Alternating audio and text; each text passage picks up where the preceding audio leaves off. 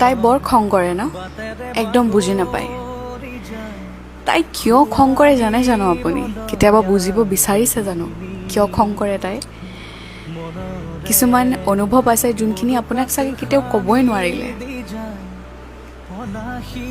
কিছুমান ইগন'ৰ্ড ইম'শ্যনছ আছে চাগে যোনখিনি আপোনাৰ আগত কেতিয়াও তাই এক্সপ্ৰেছেই কৰিব নোৱাৰিলে। গতিকে এই নোকোৱা অনুভৱবোৰ যেতিয়া মনত পূৰা ঠাচ খাই সোমাই থাকে, কাকো ক'ব নোৱাৰে, কাৰোবাক ভাল পোৱাৰ বা মনত থকা কিছুমান দুখ প্ৰকাশ কৰিম বুলি ভাবিও যেতিয়া ক'ব নোৱাৰে, তেতিয়া মানুহৰ খং উঠে। আৰু খং উঠিলে সেই গোটেই ইম'শ্যনছখিনি ওলাই যায়। গতিকে কেতিয়াবা তাইক বুজিবও চেষ্টা কৰক, তেতিয়া তাইক খং নকৰেতো।